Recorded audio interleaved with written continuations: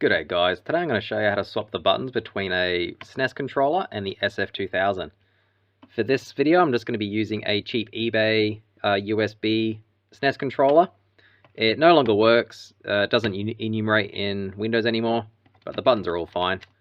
You can use a real SNES controller if you want. You can also use an NES controller, but you will need two of them, unless you're only changing two of the buttons. We won't be changing the start and select. I have found they're a little bit too stiff and tight in here, and they don't work very well. Nor are we changing the D-pad for the same reason. The D-pad on my USB controller is a little bit too big for this, and it does get stuck when you press it down, especially on diagonals. So we'll just be changing out the A, B, X, and Y buttons today. The L and R buttons are a little bit different, so we won't be touching them either. Alright, let's get started. We'll start by taking the donor buttons out. All you'll need is a Phillips head screwdriver, just a small one for this, and nothing else.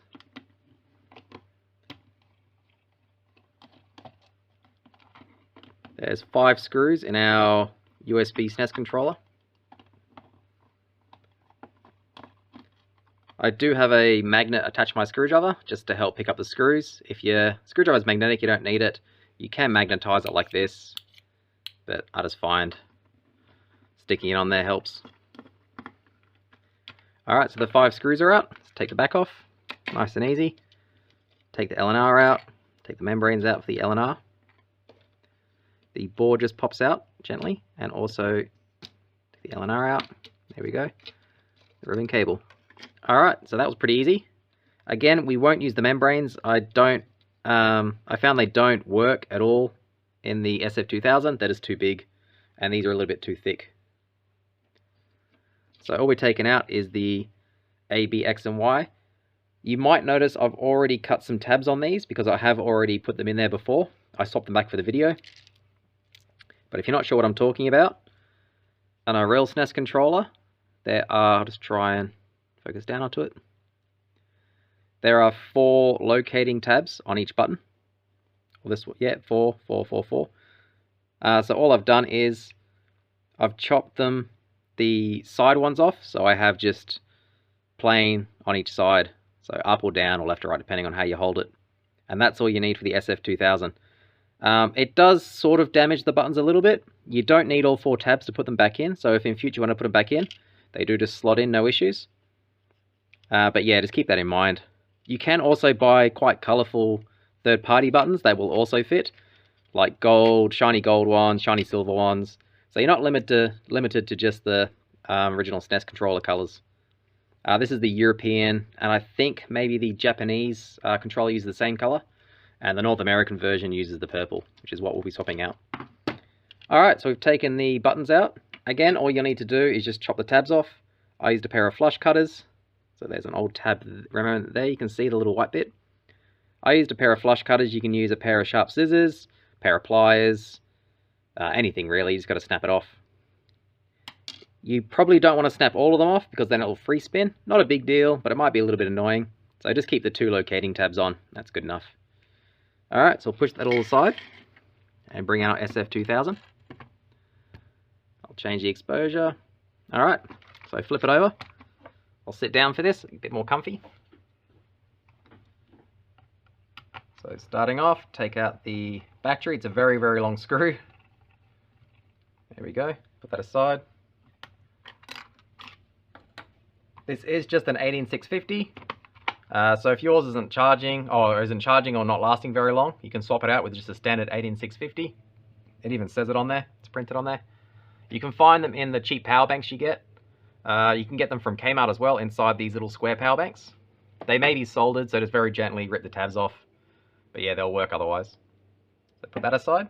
Now there's 6 screws. You do want to take the screws out, don't leave them in, because they will fall out. Oh, there we go. You'll notice on some of the screws there's little bits of plastic on the thread. That's because these shells weren't threaded when they were injection molded. They were just using self-tapping screws. So if you see little bits of plastic flaking off when you're screwing or unscrewing it, don't panic. That's just a cheap design flaw.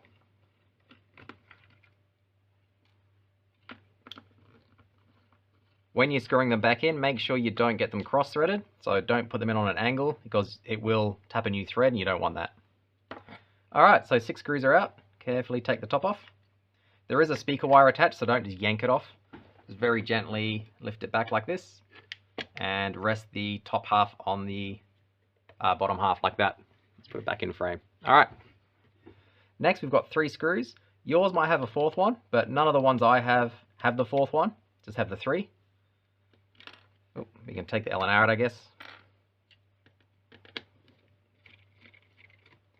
Again, just take the screws out, put them.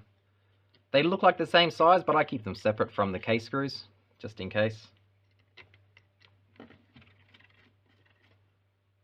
Okay, so the first tricky part, I just take the power switch out as well. So the first tricky part is getting the joystick through the case. The joystick doesn't remove. It's not like a cover or anything. It is attached to it, so don't try rip it off. I did try that on my first attempt, bit of a mistake. So all you do is just push with your finger on the joystick, or lift it out most of the way. And then when it gets caught, just sort of wiggle it with your finger. You can't really see it. Like that, just push it gently, and it pushes through. Try not to touch the screen with your fingers. You will get fingerprints on it, and it'll annoy you when you reassemble it. So just be very careful with that. Otherwise, we've done the hard part. So take the membrane off. You can put it both ways, but I like to keep it the way I found it. So just keep it the same way. Take the 4 buttons out. Again, these only came with the 2 locating tabs, not the 4 like on the real controller. Whoops.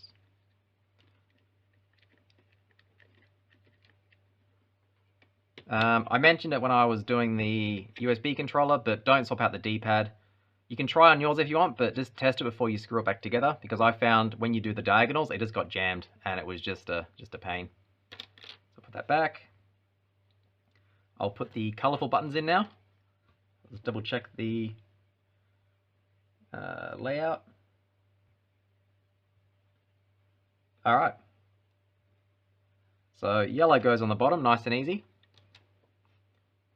Blue goes on the top, again, nice and easy. Red goes on the outside, which is the furthest one away, and the last one goes on the green one on the inside. So I'll leave all that in, leave the D-pad in, put the membrane back, just make sure it's in focus, yep. So make sure the 2 locating holes are over the 2 little posts. You'll find if it's resting on a table, the buttons want to push out, and it makes locating the membranes harder, but if you lift it up, they'll settle in. So just like that.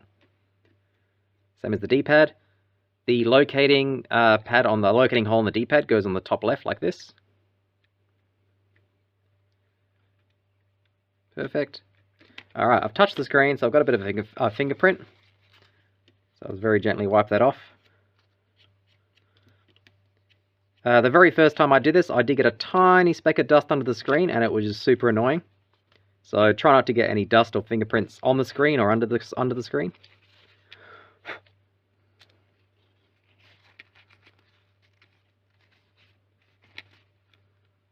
It's pretty easy to do.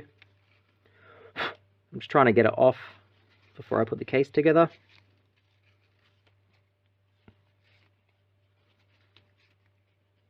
I guess that'll do. Alright, I've got the dust out as best I can. You might be able to see some fingerprints there on the front of the screen protector. I left the screen protector on. Alright, so we'll put it all back together now carefully. Although I can still see my fingerprint on the screen, so I'll just the old blow and wipe method.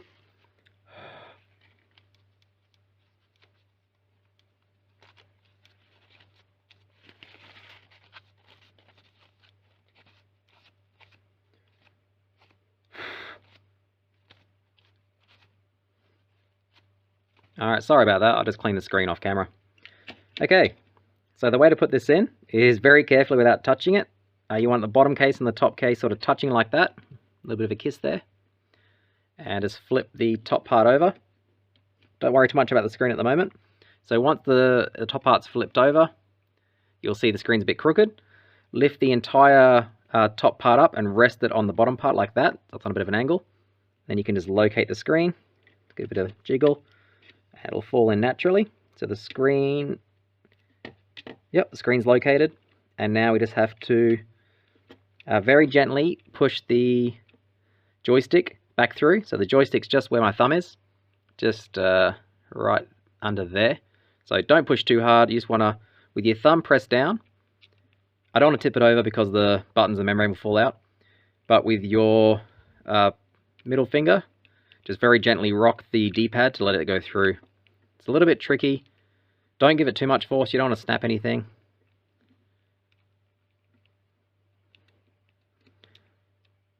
So it's almost through. Just got to push it straight. There we go.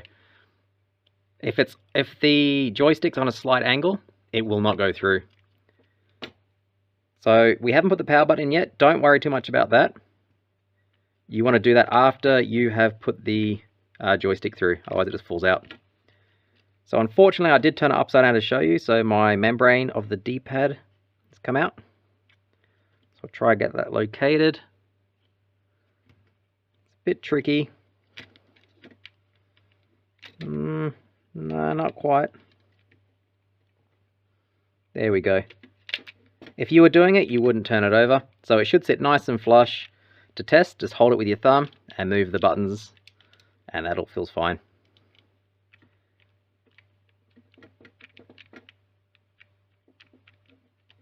I think that's pretty good.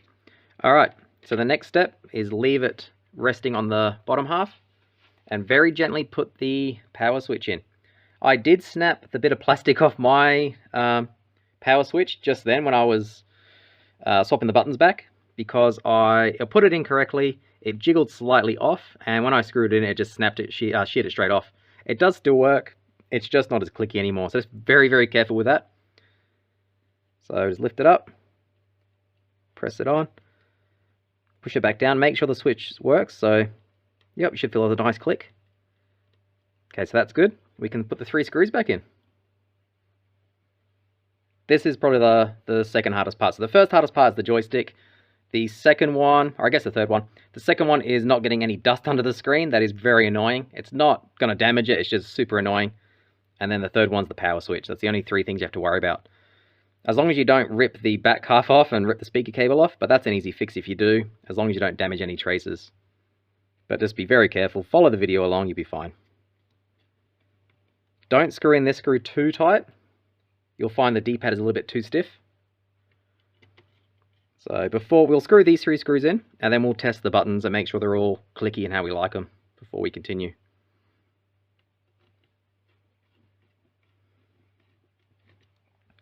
Alright, so I've screwed the 3 screws in. Let's turn it over. Yep, they all feel good. D-pad's way too loose, so that needs tightening a bit more. Oops. So again, don't rip the speaker out. Tighten it back up.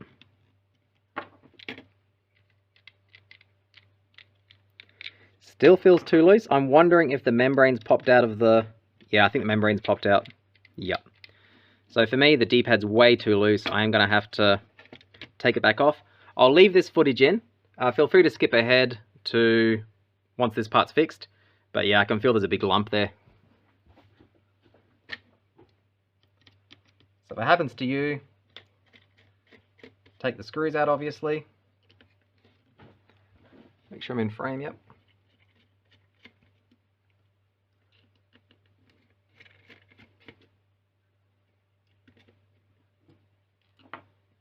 Take the power switch out, don't want to break the switch anymore. I will have to take the top off for this. There we go, nice and easy.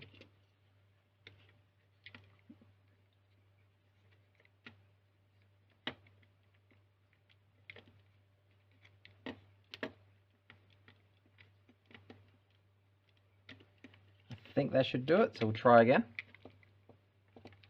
Again, make sure the joystick's centered as best you can. Locate it with your middle finger and press down slightly with the thumb. There we go, straight through.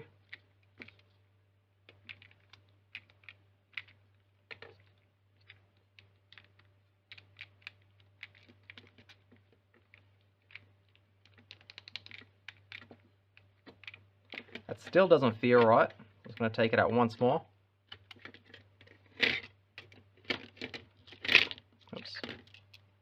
see what's happened. So the button's in fine. Potentially the D-pad was not aligned. There is a 3 stamped on it. Don't think you can see it on the video. There it is, there's a 3. That was rotated 90 degrees. Not sure if that matters, but I've fixed it up now, so I'll put it back in. That feels fine there. Alright, let's put it all back on again. 3rd time's a charm. Again, don't get any fingerprints on the LCD. So lift it up on top, gives you a bit more slack. Locate the screen. Usually auto locates, but just give it a helping hand. There we go, that's in. There we go. And now again, the joystick. Try not to press the D-pad too much like I just did. Make sure it's still in. No, it's come out. So don't press the D-pad with your fingers when you're trying to get it in.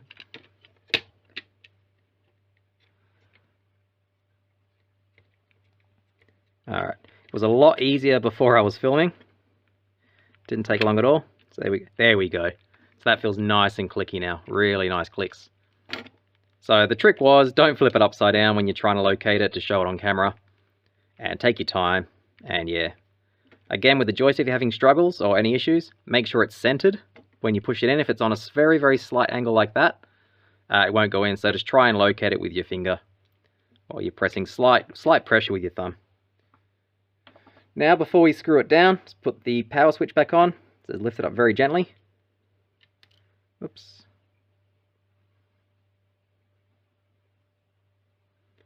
There we go. Pop it on. Nope. Again, don't break the switch like I did. I got lucky. It didn't permanently break it. It just snapped a bit of plastic off. I'm assuming it's not going to last too many more switches, but easy bit to replace. Not very expensive. Alright, so that's on. Push it down. Hold the board down with your thumb. Make sure the buttons work. While holding the board down, make sure the switch works. Give you a nice click. Does. So very gently, holding it down, we'll screw it in.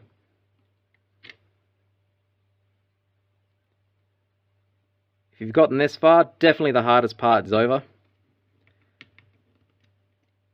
You just got to put the screws back in now.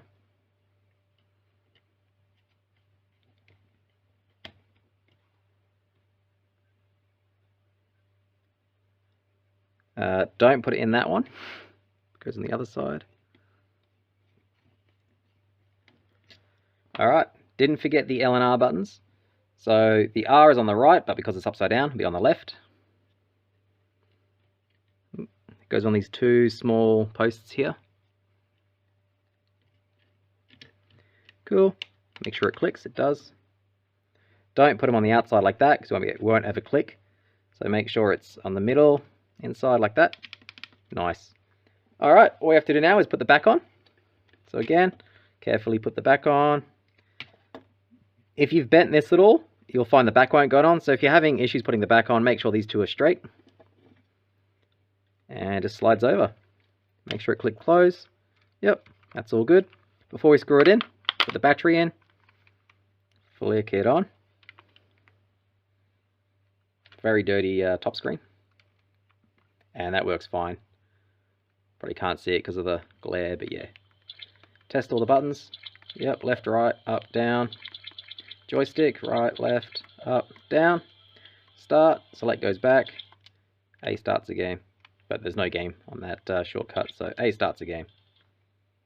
Or A quits. Yep, so that all works fine. Alright, we'll screw it all back in. Can leave the battery in, doesn't matter too much.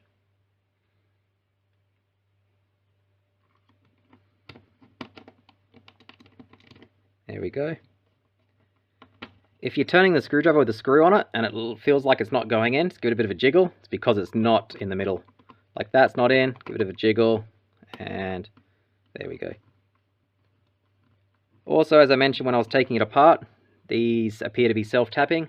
So make sure you don't put it in on an angle like that, even the tiniest angle. It'll create a new thread, tap a new thread, and you'll have a bad time. Also, don't over tighten them when it feels like it wants to stop, just stop tightening, because you might crack the plastic. These are very cheap units.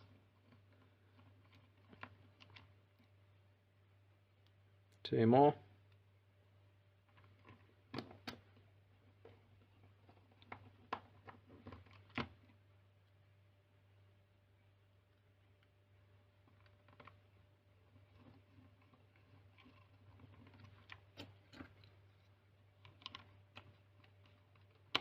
Cool, it's back in.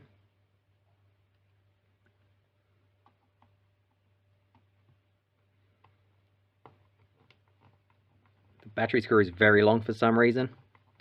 I realize most of this video is just watching my hands blocking everything, but at least you can see how long it takes in real time with my stuff ups.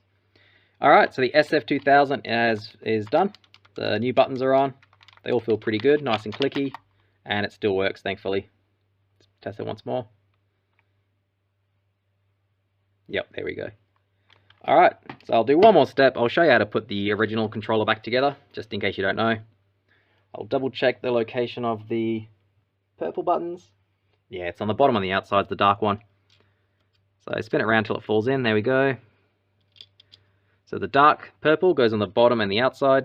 The light color ones go on the other two. If you wanted to, you could obviously mix and match the purple and the colors. You could have any option, any combination you want.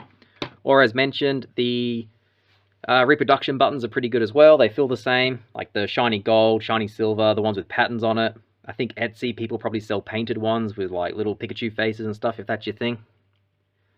Alright, that's in. The large one is the membrane. Oh, upside down. So just pop that in. Goes like that.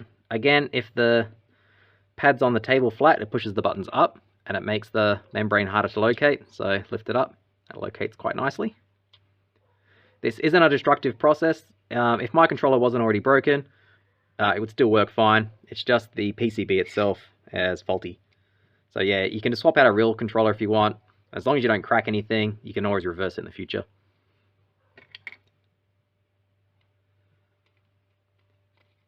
And then the D-pad, I believe that goes down like that, yep, so the bottom left. Don't forget the LNR membranes. They go in the nice little locators like that. And the other one. With the, you can leave the shoulder buttons out at the moment, you don't need them in. So next, just try and plop this on carefully. What am I stuck on? There we go. So while holding it with your hands, turn it over, make sure all the buttons click nicely, they do. So we can screw that in. You don't have to worry about the LNR buttons just yet. They can go in a bit later. So very gently put it down, don't let all the buttons pop out. And I'll just find my screws, they're already in there. Nope.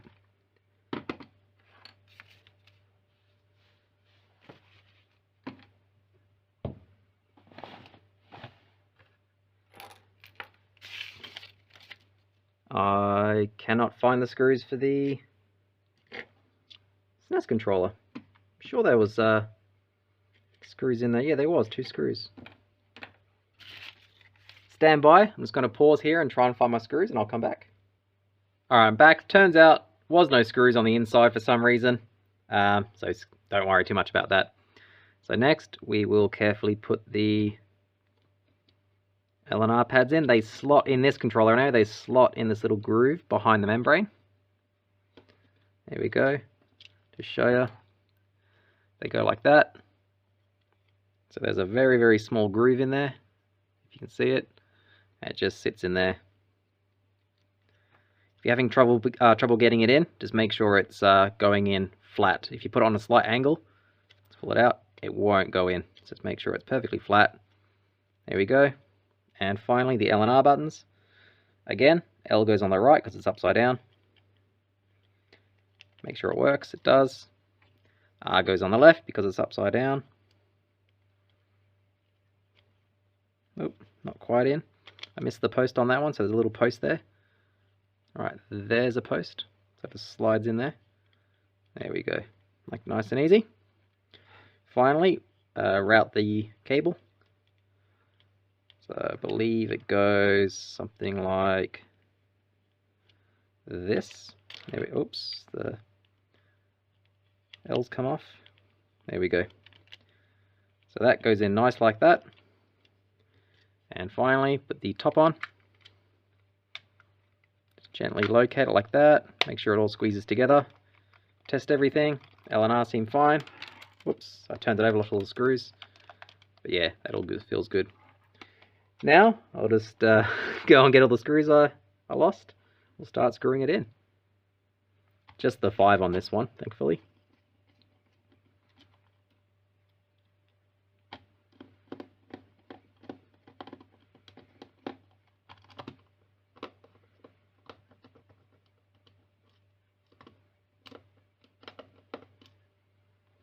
For some reason that doesn't want to go in. There we go. No, it still doesn't want to go in. Just make sure it's the right screw. Okay, there we go. They're all the same size, it just wasn't centered. I was trying to screw it on the side. Again, give it a bit of a jiggle till it goes in the middle. There we go. Nice and easy. 2 more.